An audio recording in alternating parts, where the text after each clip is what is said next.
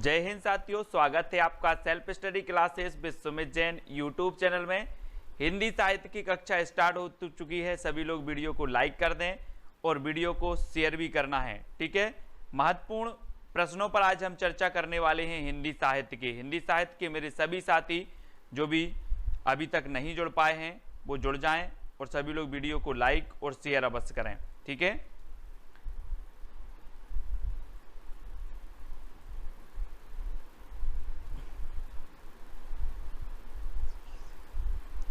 चलिए तो स्टार्ट करेंगे आज का ये वीडियो। निर्माल्य की रचनाकार बताना है हमें। निर्माल्य के कल मैंने आपसे बोला था कि निर्माल्य की रचनाकार आपको बताना है, तो आपने बताया था मोहनलाल महतो वियोगी, है ना। निर्माल्य की रचनाकार कौन है? बी नंबर, है ना। बी नंबर आपका बिल्कुल सही हो जाएगा, मोहनलाल महतो। बहुत सारे लोगों ने कमेंट में भी बताया है और बी नंबर बिल्कुल सही है। चित्ररेखा के रचयिता बताना है दोस्तों। चित्ररेखा रामविलास शर्मा है, राम कुमार वर्मा है, रामचंद्र शुक्ल है या राम नरेश त्रिपाठी है। देखो ये रामविलास है, रामविलास लिख गया यहां पर, रामविलास। अब राम राम आ रहा है सब में, तो क्या हो जाएगा? चित्ररेखा के रचयिता बताना है। रामविलास हैं, राम कुमार हैं या राम नरेश हैं। तो चित्ररेखा के रचनाकार दोस्तों कौन है? राम कुमार। राम कुमार यानी कि जो बी नंबर है वो बिल्कुल सही हो जाएगा, ठीक है। बी नंबर आपका सही हो जाएगा। राम जब क्या थे? कुमार थे। जब ही के चित्र अपन को देखने को मिलते हैं। आपको देखा कि राम बूढ़े हो गए और इनका चित्र देखने को मिला हो? आपको मिला है? नहीं मिला। राम कुमार थे तभी के चित्र देखते हैं हम। तो चित्ररेखा के रचनाकार कौन होंगे? राम कुमार। बोले राम कुमार थे तभी के चित्र हमें देखने को मिलते हैं, बाकी जब बूढ़े हो गए जब नहीं मिलते। कि मिलते हैं, किसी ने देखा राम का चित्र कि राम भगवान क्या हो गए हैं? बूढ़े हो गए हैं। किसी को देखने मिला तो सेंड कर देना थोड़ा मुझे व्हाट्सएप पे। अमृत और विष किसकी रचना है? प्रश्न क्रमांक 272। अमृत और विष अज्ञेय जी की है, अमृत राय, राम कुमार वर्मा या फिर उदय शंकर भट्ट की। तो आपका बिल्कुल सही आंसर होगा दोस्तों अमृत और विष, ठीक है। ये किसकी होगी? उदय शंकर भट्ट। किसकी है? अमृत और विष। अमृत और विष ये रचनाकार प्रश्न क्रमांक 272। जल्दी से बताओ।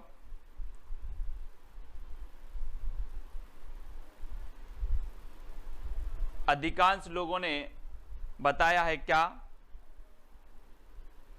क्या बताया है? B number.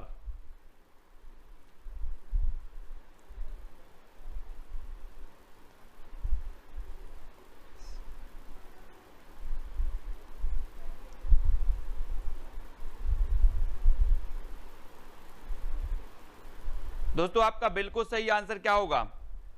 वैसे अमृत और विष आपको पता है किसकी है? अमृतलाल नागर की है ना। अमृतलाल नागर। और यहां पर अमृतलाल नागर दिया नहीं है ना। और आपका उत्तर क्या हो जाएगा?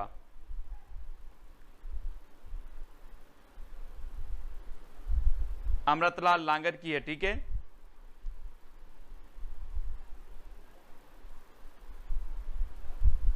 तो इसको याद रखेंगे सभी लोग। ये अमृतलाल नागर की अमृत और विष, ठीक है। और उदय शंकर भट्ट की भी ये रचना है अमृत और विष। तो ये चीज भी आपको याद रखनी है, ठीक है। अमृत और विष अमृतलाल नागर की भी है और उदय शंकर भट्ट की भी है, ठीक है। तो ये याद रख लेना, रचना दोनों लोगों की है। अगला क्वेश्चन देखो। किस कवि को एक भारतीय आत्मा के नाम से जाना जाता है? किस कवि को एक भारतीय आत्मा के नाम से जाना जाता है? मैत्री शरण गुप्त, माखनलाल चतुर्वेदी, रामधारी सिंह दिनकर या जयशंकर प्रसाद। एक भारतीय आत्मा के रूप में सभी को पता है किसको जाना जाता है? 273।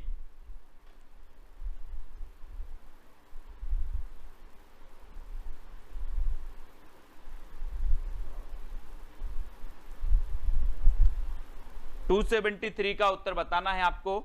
और किस कवि को एक भारतीय आत्मा, तो तो एक भारतीय आत्मा कौन कहलाते हैं? माखनलाल चतुर्वेदी, है ना। बी नंबर माखनलाल चतुर्वेदी बिल्कुल सही होगा, एक भारतीय आत्मा इन्हें कहा जाता है।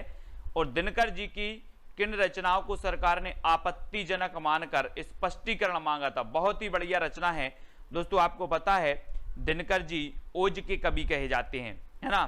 और दिनकर जी की कौन सी रचना है जिन्हें आपत्तिजनक मानकर सरकार ने इन्हें स्पष्टीकरण मांगा था इन रचनाओं के बारे में? वो रचना कौन सी है?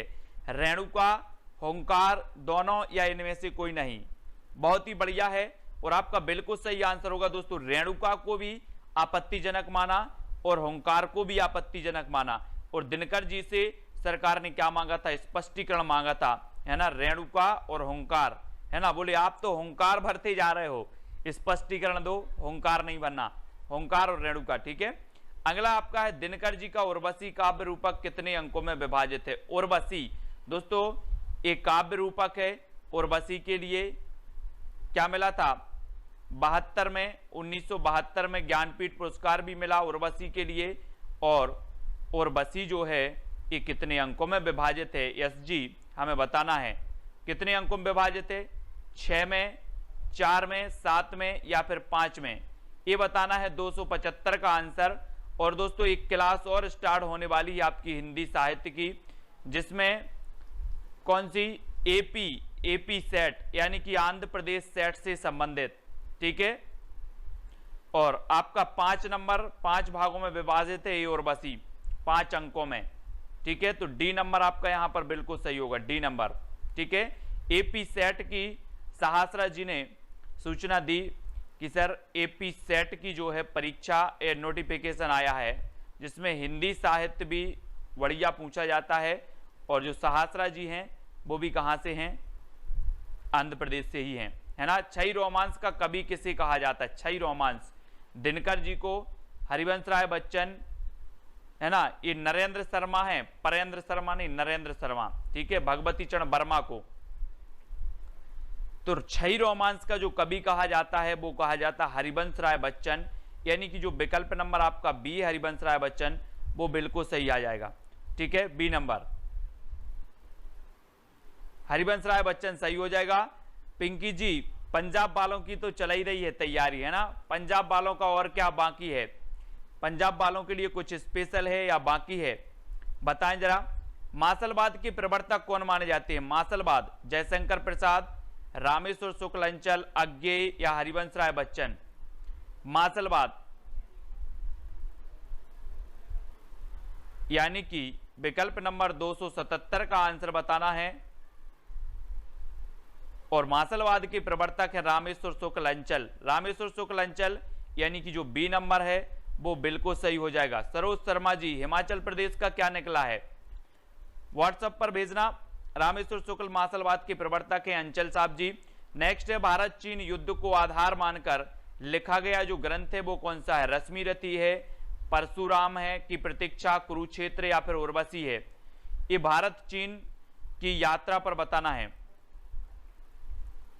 ये रचनाएं दिनकर जी की हैं और दिनकर जी ने जो लिखी है वो लिखी है परशुराम की प्रतीक्षा, है ना, परशुराम की प्रतीक्षा। ये भारत चीन युद्ध को लेकर के ये लिखी गई है, बी नंबर, ठीक है, बी नंबर आपका बिल्कुल सही हो जाएगा, बी नंबर परशुराम की प्रतीक्षा। हिंदी साहित्य में प्रगतिवाद का आरंभ कब से माना जाता है दोस्तों? प्रगतिवाद यानी कि 279 का उत्तर हमें बताना है। प्रगतिवाद जी अर्जुन जी हिंदी में चल ही रही है आपकी क्लास, है ना, हिंदी जेल प्रहरी वालों के लिए क्लासें चल रही हैं। और हिंदी साहित्य में प्रगतिवाद का आरंभ माना जाता है 1936, 1936 यानी आपका बी नंबर, ठीक है, 1936 को प्रगतिवाद का आरंभ माना जाता है और बी नंबर आपका बिल्कुल सही हो जाएगा। अगला क्वेश्चन, सुमित्रानंदन पंत ने अपनी किस रचना के द्वारा छायावाद के अंत की घोषणा की? छायावाद के अंत की घोषणा की तो किस रचना के द्वारा की है? युगबाणी, युगांत, ग्राम्या या इनमें से कोई नहीं? किस रचना के लिए की है? सभी लोग एचपी टेट वाले हों या पंजाब मास्टर कार्ड वाले हों या फिर एपी जो है सेट वाले हों, सभी लोग अभी व्हाट्सएप पर मुझे भेज देना, है ना, सिलेबस भेज देना, सबके अकॉर्डिंग चलता जाएगा अपना सिलेबस। और युगांत जो है छायावाद के अंत की घोषणा की थी पंत ने, युगांत नाम से। मैंने कई बार आपको बताया है कि युगांत ने रचना लिख करके युग का अंत किया था छायावाद, है ना। युगांत, युगवाणी, ग्राम्या और युगांत, ये तीनों ही रचना किसकी हैं? पंत जी की, पंत जी, ठीक है। रूपाब नामक पत्रिका प्रकाशन किसने किया? दोस्तों आपको बताना है 281 का उत्तर। और अभी मेरे पास विवेक शंकर की बुक भी आने वाली है ना। और विवेक शंकर की जब बुक आ जाएगी तो बहुत सारे फैक्ट, बहुत सारी चीजें आपको मिलने लगेंगी, ठीक है। तो विवेक शंकर की बुक मेरे पास आने वाली है, और जो भी विवेक शंकर की बुक खरीदना चाहते हैं वो खरीद सकते हैं, ठीक है। बहुत ही बढ़िया बुक है और ये प्रमाणिक बुक भी है। और रूपाब नामक जो पत्रिका का प्रकाशन किया था वो भी किसने किया था? पंत जी ने किया था, है ना। पंत की एक रचना है पल्लव, जिसे छायावाद का मैनिफेस्टो, छायावाद का घोषणा पत्र कहा जाता है, ठीक है। छायावाद का घोषणा पत्र पल्लव को, और पंत ने रूपाब नामक पत्रिका का प्रकाशन किया था। और हिंदी प्रदीप का किसने किया था? हिंदी प्रदीप, हिंदी प्रदीप के संपादक कौन थे ये भी बता देना सभी लोग, ट्रिक भी बता देना जो मैंने ट्रिक आपको बताई थी। किसे कैन का कवि कहा जाता है? कैन, कैन का कवि। दोस्तों आपको पता है ये जो कैन के कवि हैं वो क्या करते हैं? कैन के कवि कैन नदी के तट पर जाकर घंटों बैठते थे और कैन नदी को देखते थे, है ना। और उनकी जो कलकल करती आवाजें होती हैं कैन नदी की वो सुनते थे। कौन? केदारनाथ अग्रवाल, केदारनाथ अग्रवाल, इन्हें कैन का कवि कहा जाता है, यानी कि ये नंबर बिल्कुल सही है। प्रकृति के सुकुमार कवि, प्रकृति के चितेरे कवि, है ना, पंत जी को कहा जाता है। Very good. अगला आपको बताना है दोस्तों, आओ रानी हम ढाएंगे पाल की, यही हुई है राय जवाहरलाल की। ये कथन किसका है? नागार्जुन साहब का है, केदारनाथ, रांगे राघव या फिर त्रिलोचन का है? ये आपको बताना है। और मैं स्पेशल ज्वाइन मेंबर के लिए एक अलग से ग्रुप बना रहा हूं, और जो भी टेलीग्राम ग्रुप से साथी नहीं जुड़े हैं, जहां पर जॉय सर आपको टेस्ट करवाते हैं, वो टेलीग्राम ग्रुप से अवश्य जुड़ जाएं, ठीक है। टेलीग्राम ग्रुप से आपका रोज टेस्ट करवाते हैं जॉय सर, तो जो भी साथी जुड़ना चाहते हैं टेलीग्राम से वो टेलीग्राम से जुड़ें, है ना। और व्हाट्सएप से तो आप जुड़े होंगे, व्हाट्सएप से नहीं जुड़े हैं तो 9098609291 इस पर आपको व्हाट्सएप करना है, ठीक है। और बाकी ज्वाइन मेंबर का ग्रुप भी बनने वाला है, जो भी ज्वाइन मेंबर बन चुके हैं उनके लिए भी स्पेशल कुछ किया जाएगा।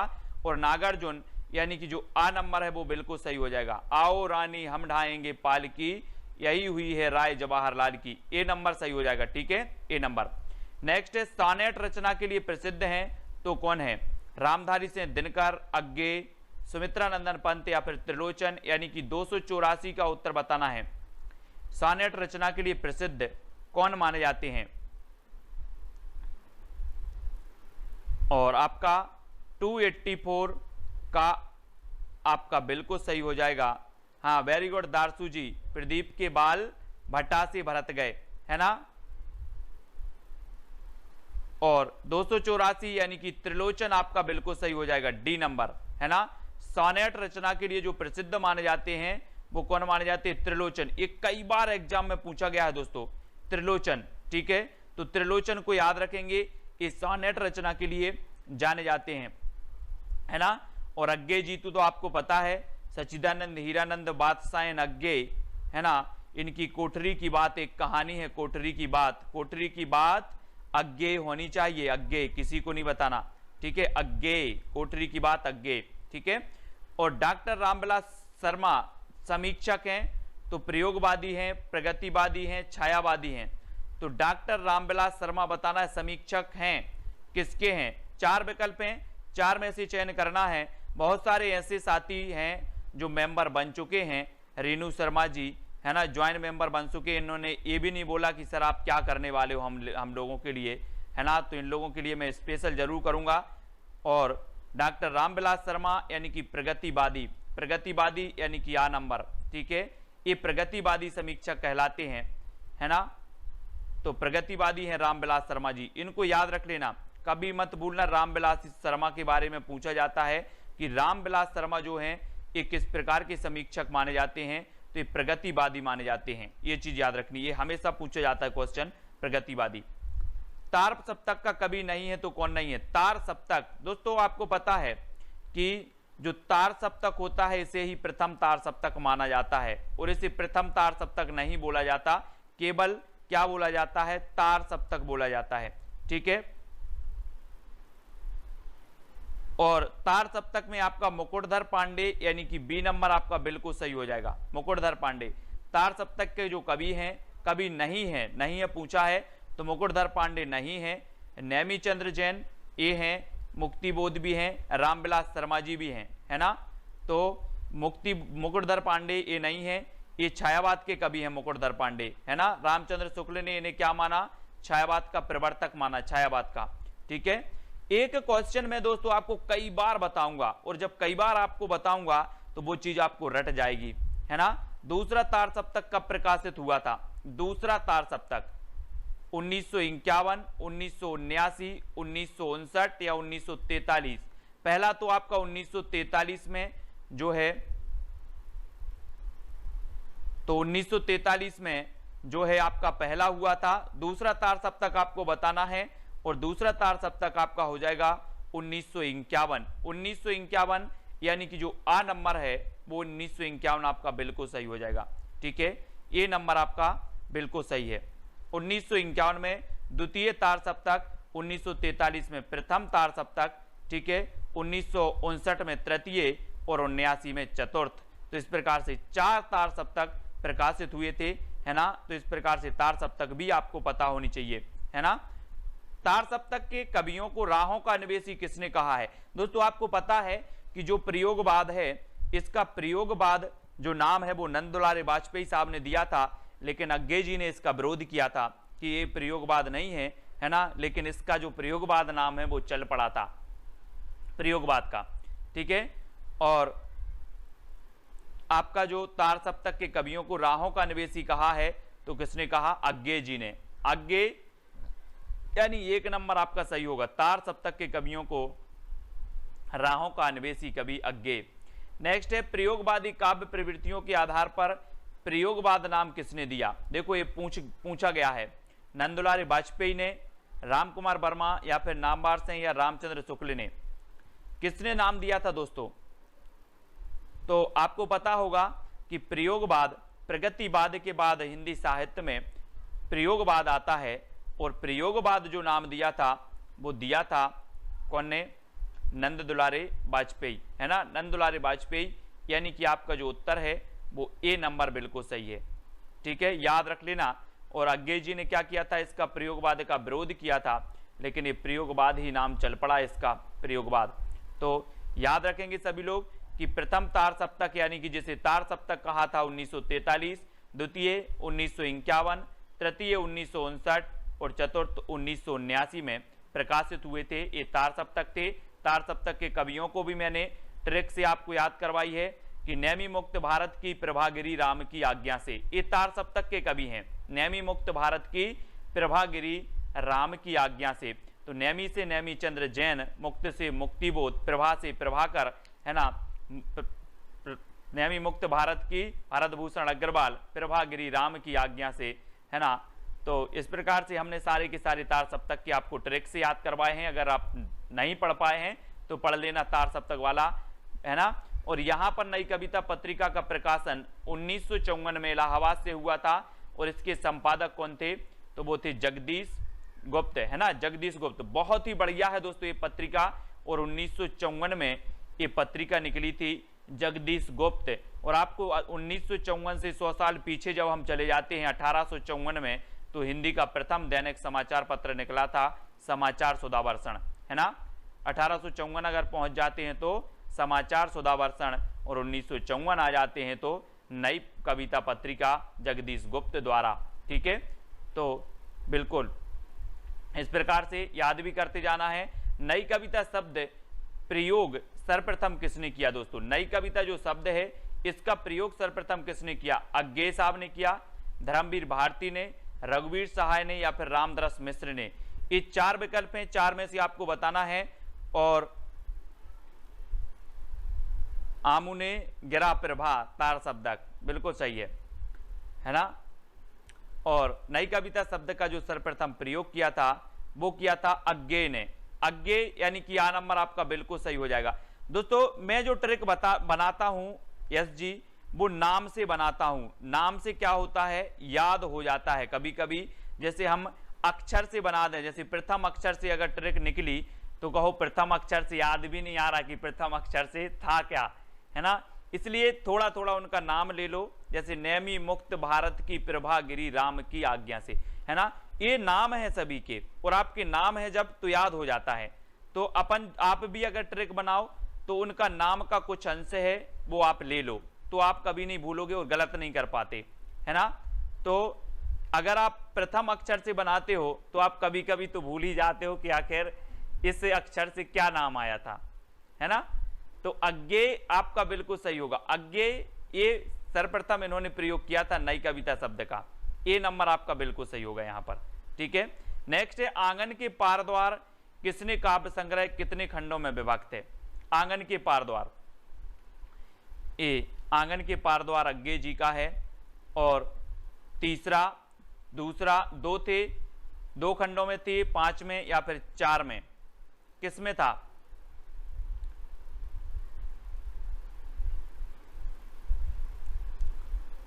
और आंगन के पार द्वार कितने काव्य संग्रह जो है कितने खंडों में विभक्त है, तो ये है दोस्तों 3 खंडों में। आंगन के पार द्वार, आंगन के कितने खंड कर दें अपन, आंगन के 1 खंड 2 खंड 3 खंड, है ना।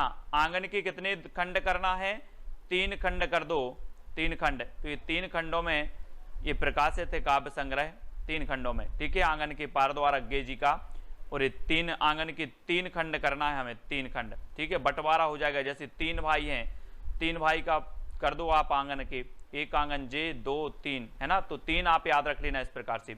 अज्ञेय का पहला कविता संग्रह कौन सा, अज्ञेय का भग्नदूत, असाध्य वीणा, आंगन के पार द्वार या सांप।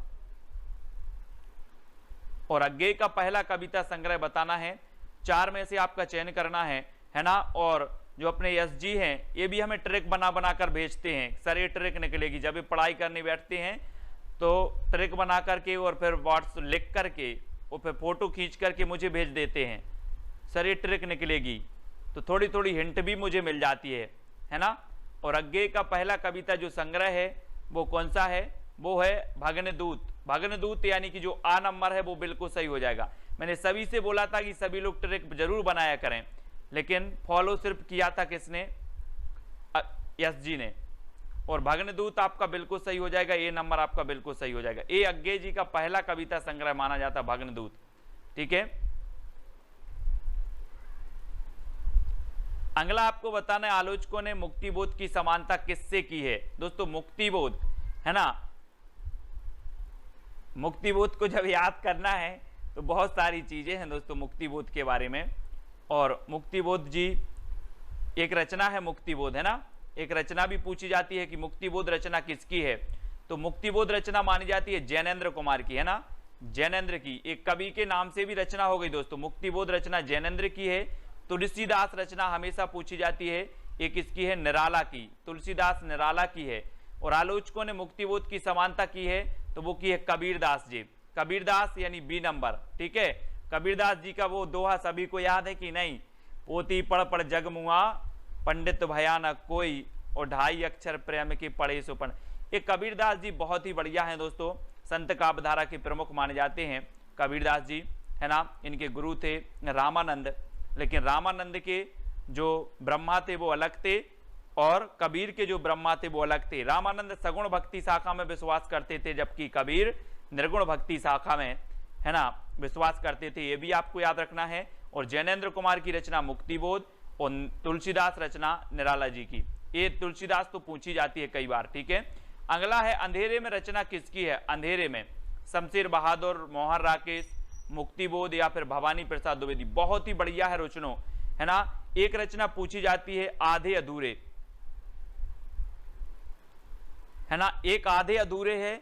और आधे अधूरे मैंने कहा, मैंने आपको याद करवाया था कि मोहन और राकेश का नाम एक साथ क्यों आता है, इसलिए आता है कि मोहन और राकेश एक दूसरे के बीच क्या हैं, एक दूसरे के आधे अधूरे हैं।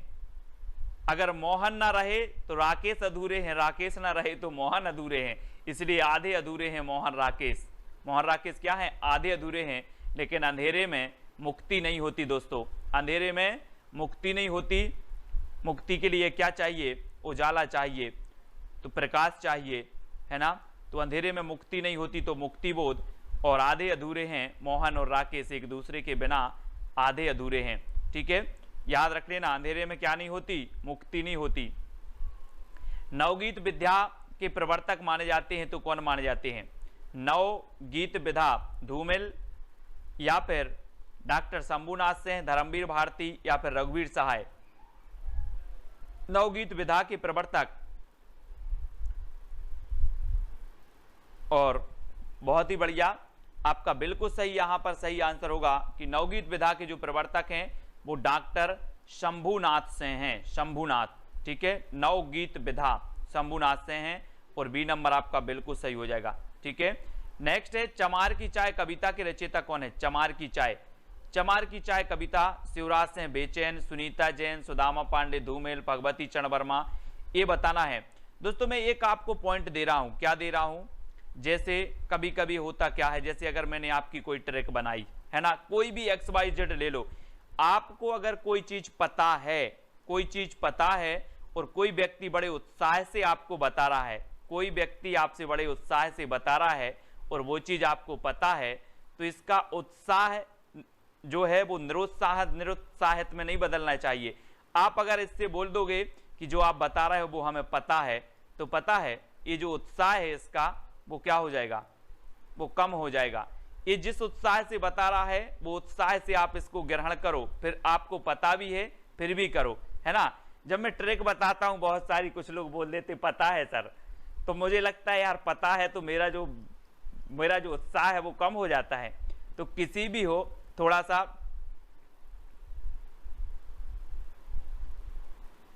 तो चमार की चाय शिवराज सिंह बेचैन की है, शिवराज सिंह बेचैन है चमार की चाय के लिए, तो आ नंबर आपका बिल्कुल सही हो जाएगा, ए नंबर। ठीक है, जैसे कंता घर रहे तैसे रहे विदेश, पंक्ति किसकी है, जैसे कंता, है ना। नहीं, मतलब ये सिस्टम है, सिस्टम होना चाहिए, मेरे साथ नहीं, किसी के भी साथ।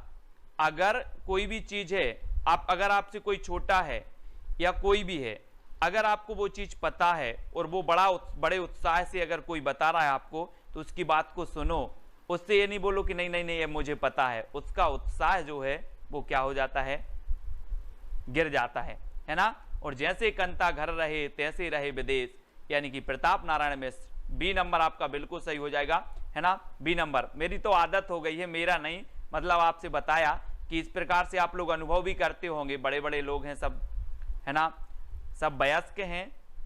और वही मनुष्य जो मनुष्य के लिए मरे, ये पंक्ति किसकी है, पंत, मैत्री शरण गुप्त, दिनकर या फिर रामनरेश त्रिपाठी। प्रश्न क्रमांक 299 का उत्तर बताना, वही मनुष्य जो मनुष्य के लिए मरे, ये किसकी है। और क्या हो जाएगा, वही मनुष्य है जो मनुष्य के लिए मरे, ये मैत्री शरण गुप्त की है, यानी बी नंबर आपका बिल्कुल सही हो जाएगा, बी नंबर। ठीक है, वही मनुष्य है जो मनुष्य के लिए मरे। और SG भी लगातार ट्रिक बनाने का प्रयास करते हैं, इनके लिए भी धन्यवाद। दूसरों तक प्रेषित करते हैं, इनके लिए भी धन्यवाद। ठीक है, जो लोग खुद क्या करते हैं, अब मैं क्या करता हूं कि निरंतर आप लोगों तक कुछ ना कुछ भेजता रहता हूं, ट्रिक बनाता रहता हूं, क्योंकि आप तक भेजना है, प्रेषित करना है, तो बहुत सारी मुझे ट्रिक भी याद हो जाती हैं, बहुत सारी रचनाएं भी याद हो जाती हैं, बहुत सारे प्रश्न भी याद हो जाते हैं, है ना। तो आप लोग भी प्रेषित किया करें, अगर आप रखते हैं अपने पास तो वो भूल जाते हैं, प्रेषित करोगे तो आपको जरूर मिलेगा। ठीक है, तो प्रेषित करोगे दूसरों तक तो और भी अच्छा आपका जो नॉलेज है वो बढ़ेगा, और आप खुद रखे रहोगे तो वो नॉलेज बढ़ने वाला नहीं, वो घटेगा, है ना। तो पुनर्जागरण काल यानी कि बी नंबर आपका बिल्कुल सही हो जाएगा। ठीक है, बी नंबर। भारतेंदु युग का अन्य नाम है पुनर्जागरण काल, बी नंबर आपका बिल्कुल सही होगा। ठीक है, भारतेंदु युगीन काव्य प्रवृत्ति नहीं है तो कौन सी नहीं है, भारतेंदु युगीन काव्य प्रवृत्ति कौन सी नहीं है, राष्ट्रीयता और देश प्रेम, सामाजिक चेतना, भक्ति परक काव्य की प्रधानता या फिर हास्य व्यंग। दोस्तों आपको पता है कि भारतेंदु युग के हाँ, बच्चन जी ने कहा था पुनर्जागरण काल। और भारतेंदु युग के अधिकांश जो लेखक थे वो क्या थे, पत्रकार थे, सभी को पता है ना। और भारतेंदु युगीन काव्य प्रवृत्ति नहीं है तो वो नहीं है भक्ति परक काव्य की प्रधानता। राष्ट्रीय और देश प्रेम से ओतप्रोत रचनाएं हैं भक्ति काल की, ठीक है। सामाजिक चेतना से हास्य व्यंग्य भी है, लेकिन भक्ति परक काव्य की प्रधानता ये नहीं है, यानी सी नंबर जो कि सभी को पता है। कौन भारतेंदु युग का कवि नहीं है? जी हाँ दोस्तों, श्रीधर पाठक, भारतेंदु, प्रताप नारायण मिश्र या फिर अंबिका दत्त व्यास, ये 4 विकल्प हैं। आपको पता है दोस्तों, एक में आपको ट्रिक भी लाऊंगा, भारतेंदु युग के क्रमबद्ध जो कवि हैं जन्म के आधार पर क्रमबद्ध वाला एक ट्रिकी वीडियो आएगा। भारतेंदु युग के कवि, द्विवेदी युग के कवि, है ना, और भक्ति काल के कवि, ये सारे आपकी ट्रिक से आएंगे, क्रमबद्ध आएंगे, है ना। सिर्फ आपको बने रहना है, चैनल पर लाइक करना है, शेयर करना है। और आपका श्रीधर पाठक, भारतेंदु युग का कवि जो नहीं है वो नहीं है श्रीधर पाठक। आपको पता है दोस्तों, इस श्रीधर पाठक स्वच्छंदतावाद के प्रवर्तक माने जाते हैं ना। स्वच्छंदतावाद के अगर आपको कभी पूछा जाए कि स्वच्छंदतावाद के प्रवर्तक कौन है, तो आप आंखें बंद करके श्रीधर पाठक लगा देना। प्रताप नारायण मिश्र हैं, भारतेंदु जी हैं, अंबिका दत्त व्यास भी हैं, ठीक है, बिल्कुल सही है। अगला क्वेश्चन आपको बताना है कि आनंद अरुणोदय किसकी रचना है? आनंद अरुणोदय बताना है, 4 विकल्प भी हैं दोस्तों। और आपको पता है कि आनंद अरुणोदय जो है ये किसकी है। और एक दोस्तों आनंद कादंबनी पत्रिका भी इन्होंने निकाली थी। आनंद कादंबनी पत्रिका और आनंद अरुणोदय ये किसकी रचना है? तो ये दोस्तों है किसकी? प्रेमघन, यानी कि जो ए नंबर है वो बिल्कुल सही हो जाएगा। और आपको पता है दोस्तों, अगर कोई प्रेम के 2 शब्द बोल दे, प्रेम के कोई 2 शब्द बोल दे तो आनंद आ जाता है। क्या आ जाता है? आनंद आ जाता है। प्रेम के 2 शब्द बोल दे तो आनंद आ जाता है। तो आनंद अरुणोदय के रचनाकार हैं प्रेमघन, ठीक है। और दोस्तों आनंद कादंबनी जो पत्रिका है इसके संपादक भी कौन थे? प्रेमघन, ठीक है। बद्री नारायण चौधरी प्रेमघन इनका पूरा नाम है। तो आनंद अरुणोदय और आनंद कादंबनी ये दोनों ही चीजें आपको याद रखनी है। और इन मुसलमान हरिजन पे कोटन हिंदू बारिये, ये पंक्ति किसकी है? बहुत ही बढ़िया पंक्ति है। प्रेम विलाप से ली गई है, प्रेम मालिका से ली गई है, प्रेम माधुरी से ली गई है, या फिर उत्तरार्ध भक्तमाल से ली गई है? कहां से ली गई है दोस्तों? भारतेंदु जी की ये पंक्ति है कि इन मुसलमान हरिजनन पर कोटन हिंदू बारिये, यह पंक्ति किसकी है? और 4 विकल्प हैं और 4 में से आपका बिल्कुल सही आंसर होगा प्रेम प्रलाप हो, प्रेम माधुरी हो, प्रेम मालिका, उत्तरार्ध भक्तमाल, ये सारी रचनाएं भारतेंदु जी की हैं। इनको आपको याद रखना है। और ये दोस्तों उत्तरार्ध भक्तमाल यानी कि जो डी नंबर है यहां से ली गई है। उत्तरार्ध भक्तमाल से इन मुसलमान पर, हिंदुन पर, है ना, कोटन हिंदू बारिये, बहुत ही बढ़िया पंक्ति कई बार पूछी गई है, ठीक है। अगला क्वेश्चन है आपका, खड़ी बोली के समर्थकों को हठी और मूर्ख किसने कहा है? बहुत ही बढ़िया प्रश्न है दोस्तों। खड़ी बोली जो कि भारतेंदु युग में दोस्तों ये काव्य की भाषा बन गई, और जो स्थान ब्रज का था उसका स्थान भारतेंदु युग में आकर खड़ी बोली ने ले लिया। और खड़ी बोली जो है ये पश्चिमी हिंदी की बोली मानी जाती है। और खड़ी बोली की के समर्थकों को हठी और मूर्ख किसने कहा है? जगन्नाथ दास रत्नाकर ने, सत्यनारायण कविरत्न, चंद्रावली या फिर नील देवी ने। इन 305 का उत्तर हमें बताना है। और ये दोस्तों आपको पता है, ये आपको याद रख लेना है, ये कहा है किसने? जगन्नाथ दास रत्नाकर। जगन्नाथ दास रत्नाकर जो कि जकी उपनाम से लिखते थे, है ना, इनका उपनाम जकी था। कभी कभी पूछा जाता है जकी किसका उपनाम था, तो जगन्नाथ दास रत्नाकर का था, ठीक है। और दोस्तों इन्हें हठी और मूर्ख कहा है रत्नाकर साहब ने, ठीक है। अगला क्वेश्चन आपसे पूछा जाता है, भारतेंदु मंडल के किस लेखक को उस युग का अत्यंत सजग, सतर्क, गहरी सूझबूझ वाला तथा भारतेंदु का सफल उत्तराधिकारी माना जाता है? बहुत ही बढ़िया प्रश्न, कई बार पूछा गया है दोस्तों। बालमुकुंद गुप्त को, श्रीनिवास दास को, जगमोहन सिंह को या फिर प्रेमघन को?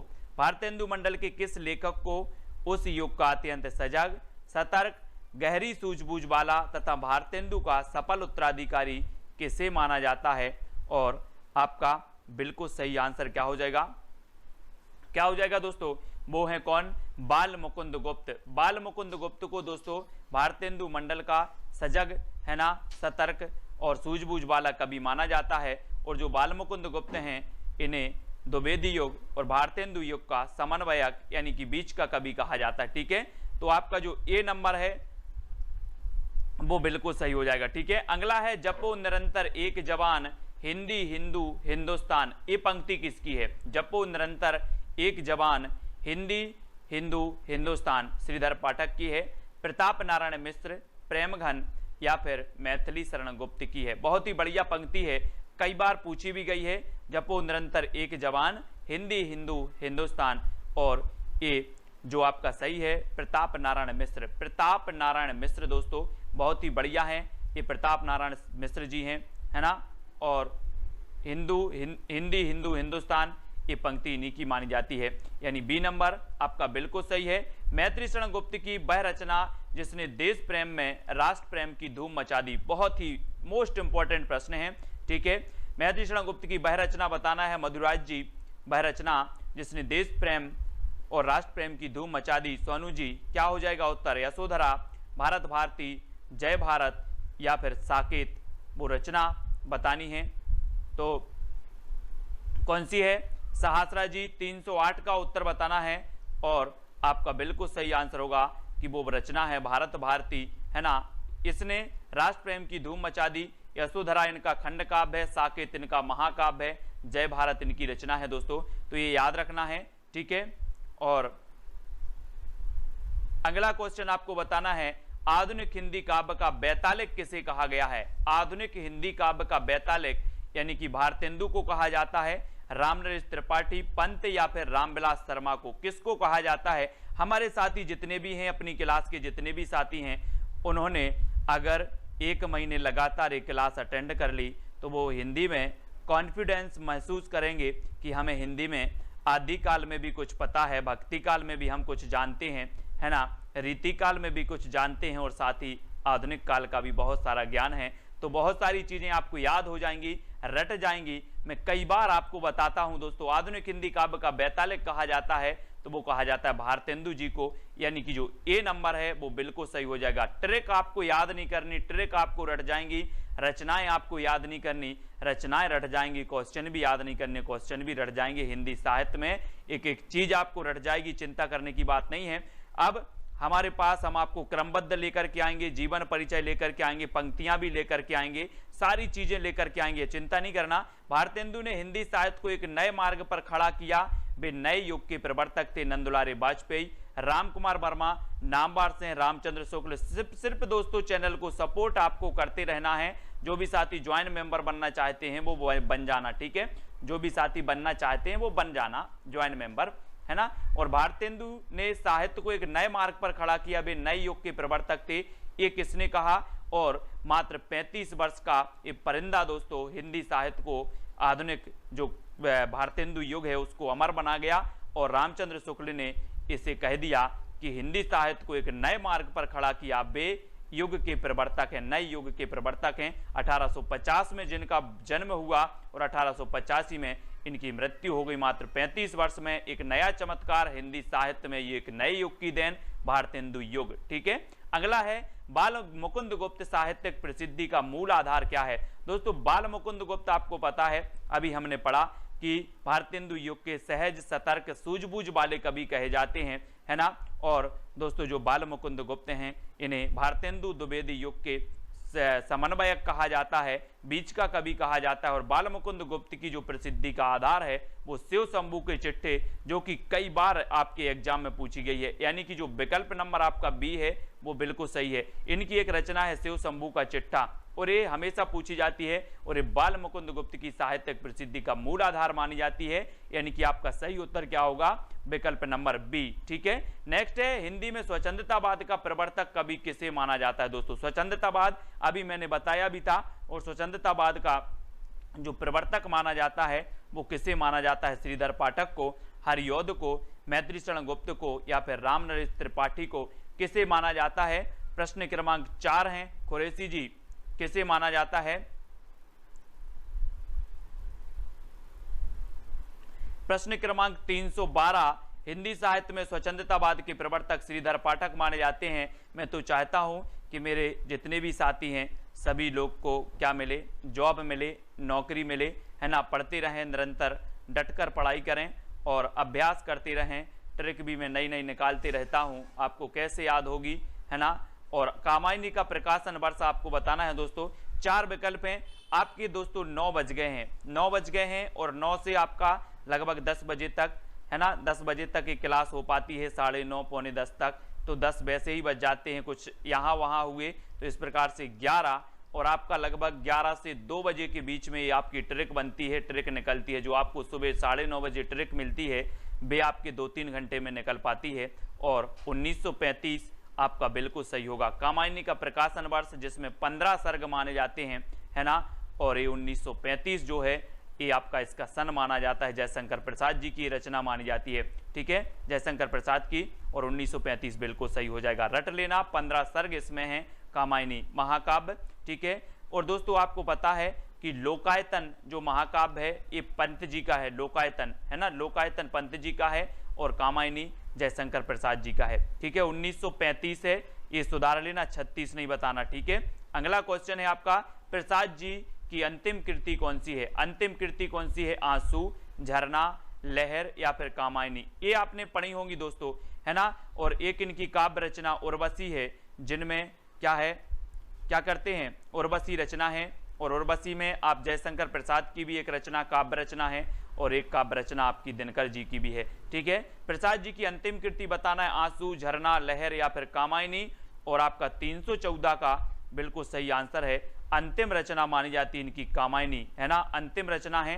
कभी क्रमबद्ध रूप से अगर पूछा जाए तो अंतिम रचना क्रमबद्ध रूप में और प्रथम रचना बहुत मदद करती है आपकी। तो इनकी अंतिम रचना कामायनी है 1935 में, ठीक है।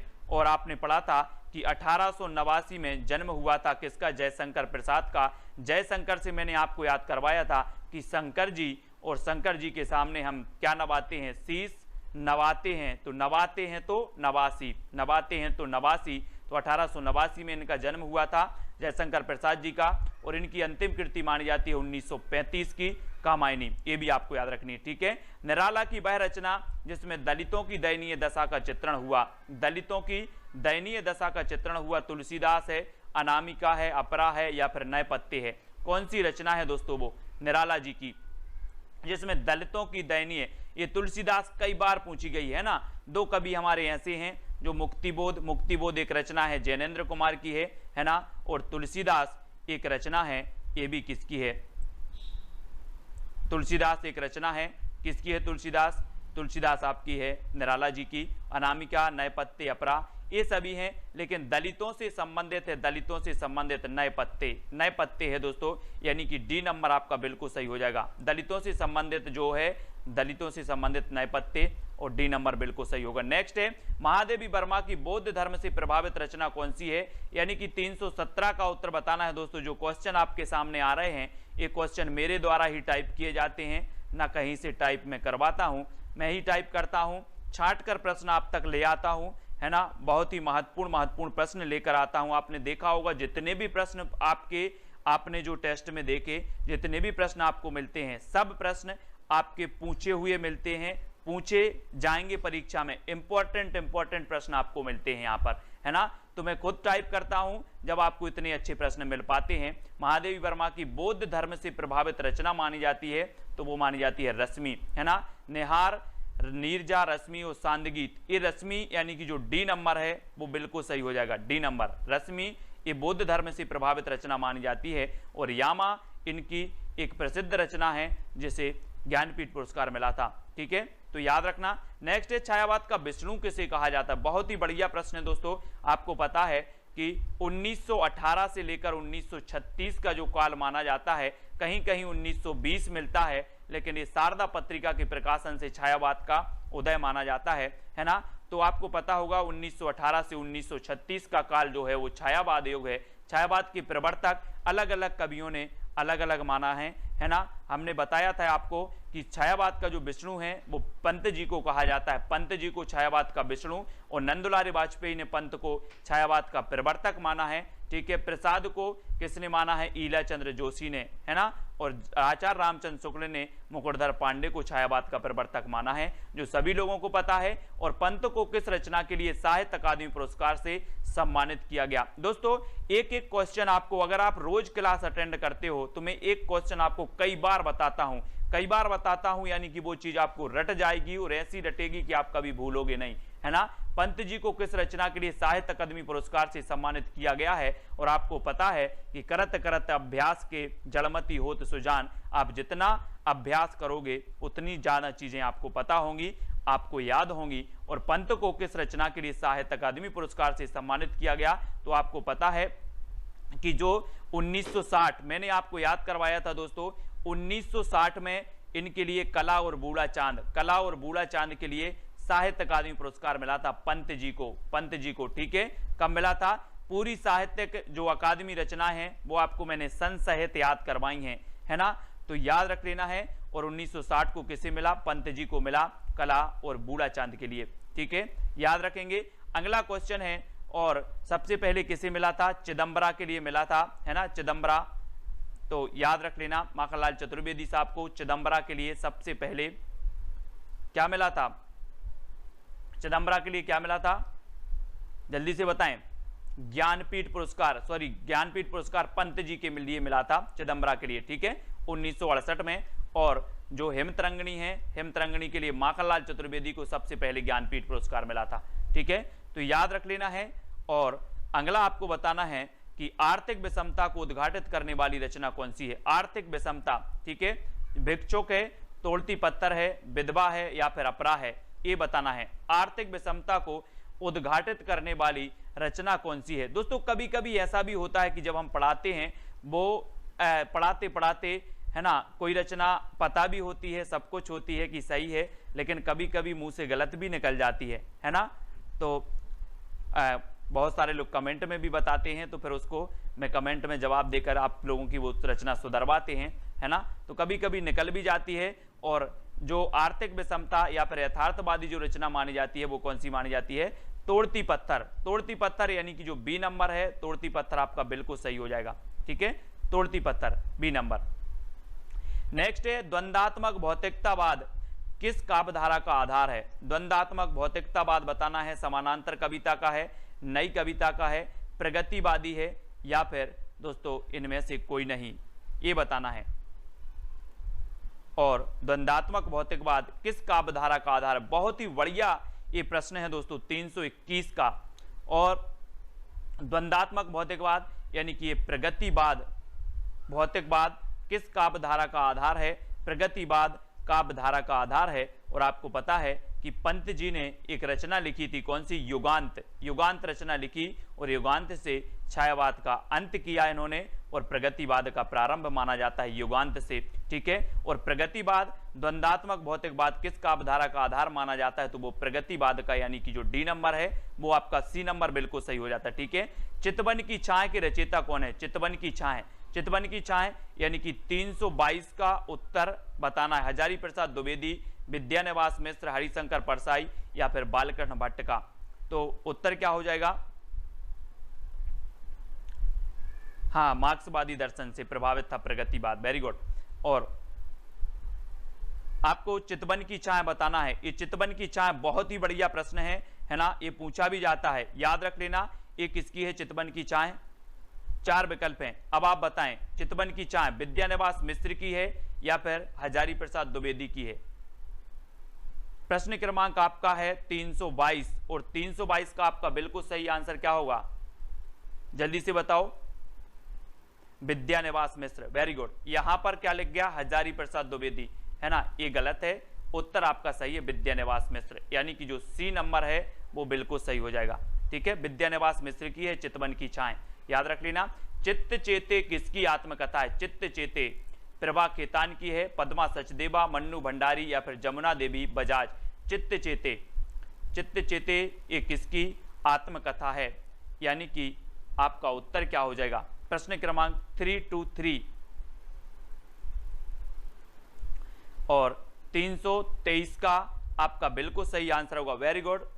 हिंदी नवजीवन 1953 इसका रचना काल है, बहुत बढ़िया। चित्त चेते किसकी आत्मकथा है?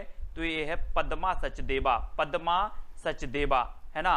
और आपने पढ़ी होगी दोस्तों बूंद बूंद बावड़ी, बूंद बूंद बावड़ी ये किसकी है? बूंद बावड़ी किसकी आत्मकथा है? बूंद बावड़ी।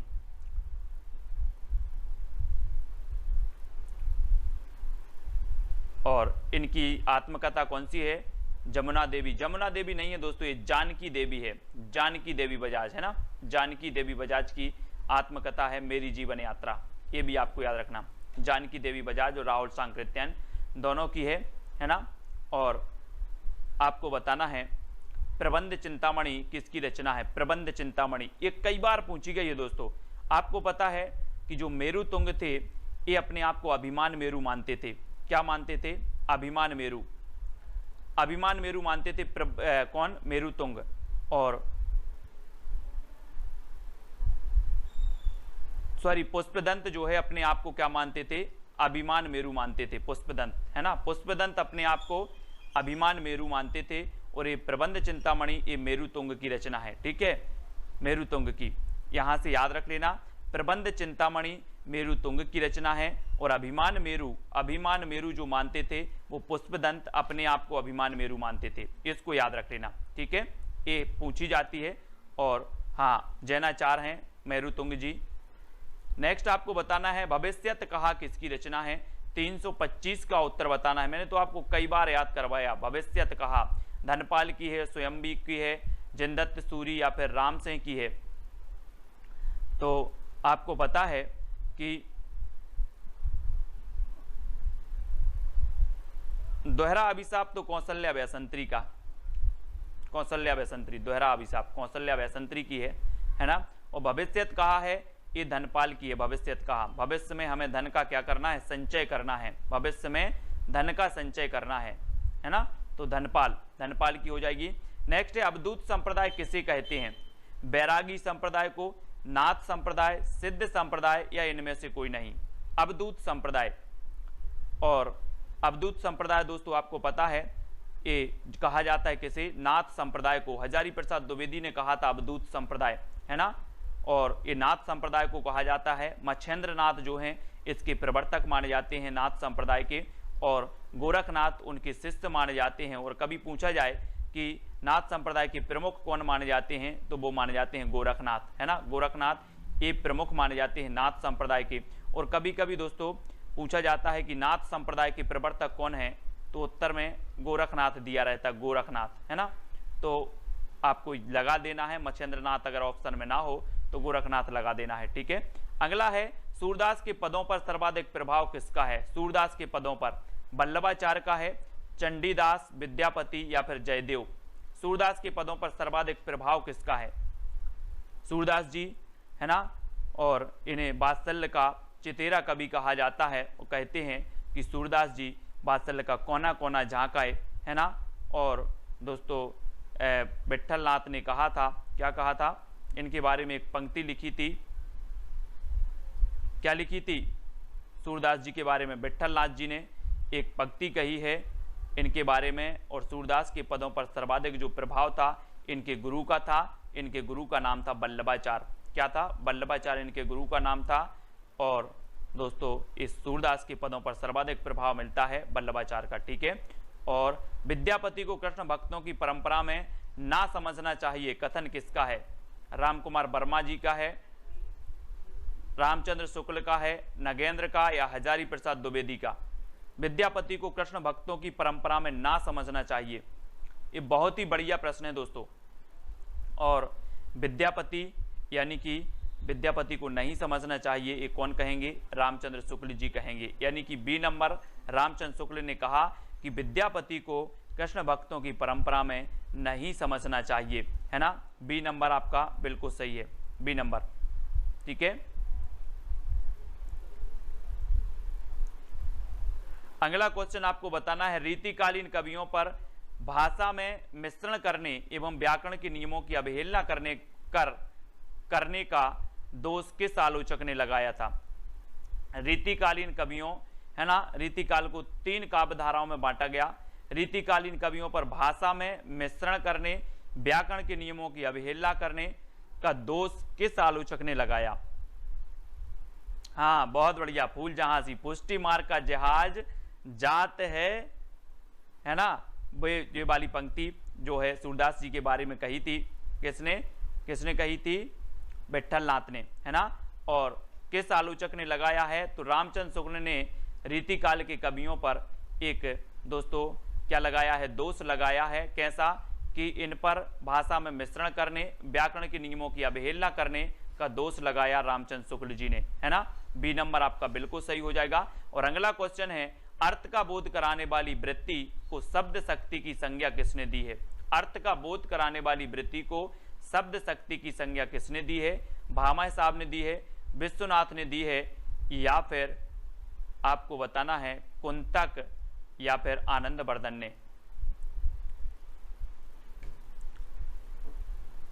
तो अर्थ का बोध कराने वाली जो वृत्ति है, वृत्ति को शब्द शक्ति की जो संज्ञा दी है वो किसने दी है?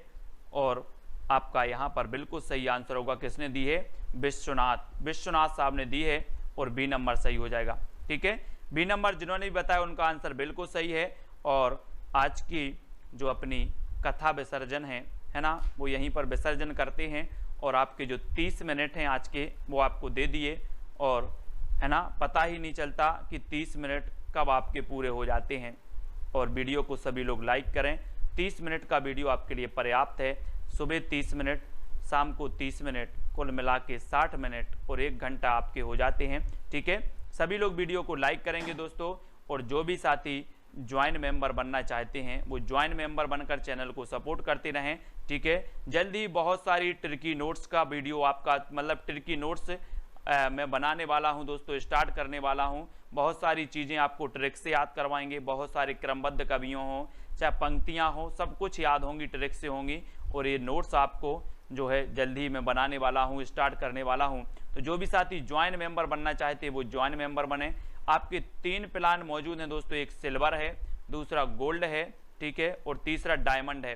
ठीक है, तो जो भी साथी दिल से बनना चाहते हैं वो बने, जो नहीं बनना चाहते हैं तो उनके लिए ज़बरदस्ती नहीं है कि आप बने ही, है ना। जो सपोर्ट दिल से करना चाहते हैं कि हम चैनल से कुछ प्राप्त करते हैं, हमें कुछ मिलता है ना, तो आप ज्वाइन मेंबर बने। सिल्वर प्लान में 59 पे करना है, और गोल्ड प्लान में 159 पे करना है, और डायमंड प्लान में आपको 299 पे करना है।